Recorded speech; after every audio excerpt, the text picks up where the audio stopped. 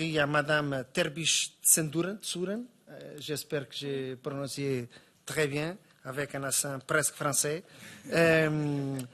du service intégré de la formation, de la division des politiques, des évaluations et de la formation du département des opérations de maintien de la paix et de l'appui aux missions de nous parler.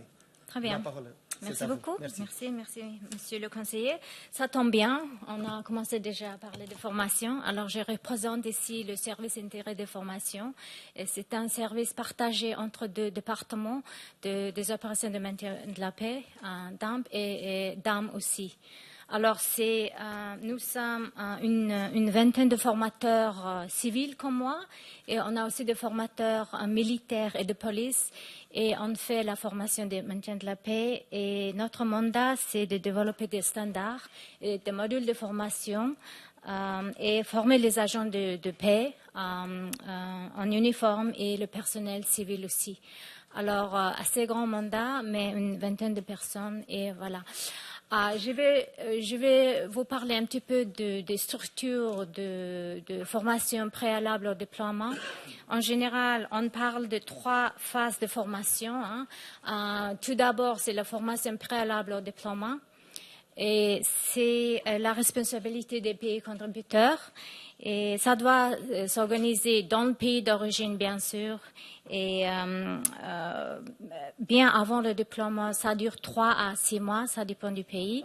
Et deuxièmement, on parle de formation d'initiation, d'orientation, et c'est après le déploiement. Ça se passe dans la mission, et c'est notre responsabilité. Et on a de formateurs sur place dans chaque mission, militaire, police et civil aussi, qui donnent une formation d'initiation dès que les casques bleus sont sur place. Alors, troisièmement, on parle de formation continue. C'est tout au cours d'une mission, c'est-à-dire un an pour les militaires et un petit peu plus long pour les civils. Bon, après, ici, on va s'intéresser plutôt à la formation préalable au déploiement, n'est-ce pas? Ici, on parle de 4 composantes hiérarchiques. C'est tout d'abord, on parle de la formation verte, c'est-à-dire c'est la formation nationale, formation des effectifs militaires et de police. C'est vraiment une base. Sans cette base, on ne peut pas continuer, on ne peut pas parler de formation bleue, formation des Nations Unies. Et c'est cette formation plus courte, plus ciblée, et c'est aussi spécifique en mission. Et on termine avec un exercice de formation intégrée. Et c'est tout ça se passe avant le déploiement, vraiment, et on met beaucoup d'accent sur ça, parce que tout simplement, dès qu'on est sur place, on a tout simplement pas le temps. Il faut qu'on soit prêt, il faut qu'on soit opérationnel, et on parle beaucoup maintenant, vraiment, l'accent sur la formation préalable au déploiement. Bon, après, quand on parle des standards, c'est des modules. C'est des modules, le matériel de formation. Alors, on peut parler 3 différents modules. Tout d'abord, c'est un module de formation de base, c'est PTM. Tout le monde le sait par son acronyme en anglais. C'est pour tout le monde, pour tous les agents de maintien de la paix. Et après, on parle de formation spécialisée, bien sûr, pour les officiers d'état-major, pour les unités de police constituées et pour les personnels civils. Et après, on peut ajouter les modules de renforcement, n'est-ce pas? Ici, on en parle de code de conduite, sûreté et sécurité, et aussi le module sur la prévention de exploitation et abus sexuels, etc. Alors, tout ça, on peut toujours trouver et télécharger sur notre site Internet. Là, si vous tapez sur Google Peacekeeping Resource Hub, là, on trouve et vous avez l'accès à tous ces documents, pour tous ces standards que le pays contributeur doit utiliser pour former leur personnel. Quand on parle de mécanisme de coordination souple, en termes de formation, c'est vraiment, on parle de formation verte. On parle de capacité nationale et c'est des formations pour les militaires et les polices. Tout ça, c'est pour faciliter la collaboration bilatérale pour le renforcement des capacités des pays contributeurs. Bon, tout d'abord, pour que ça devienne un succès, il faut que les pays bénéficiant de formation doivent être très honnêtes, très clairs, même autocritiques en termes de leurs lacunes. Gaps, training gaps, n'est-ce pas? Et il faut nous faire savoir ce que vous avez besoin en termes de formation. Et d'autre côté, on parle de collaboration bilatérale. À d'autre côté, il y a des pays proposant des formations. Il n'y a pas beaucoup déjà. Il y a manque de pays qui proposent des formations de capacité des capacity building et ils ont bien sûr besoin d'être plus fortes et la décision reste finale. La décision finale dépend d'eux. Alors je peux vous donner très rapidement un exemple de mécanisme de coordination souple. L'Allemagne nous a adressé avec une offre concernant les formations sur les engins explosifs improvisés et ils ont dit que ce sera surtout pour le pays contributeur de troupes au Mali. Alors, après avoir reçu cette offre, ITS on a envoyé les invitations à 17 pays membres et 8 d'entre eux ont répondu.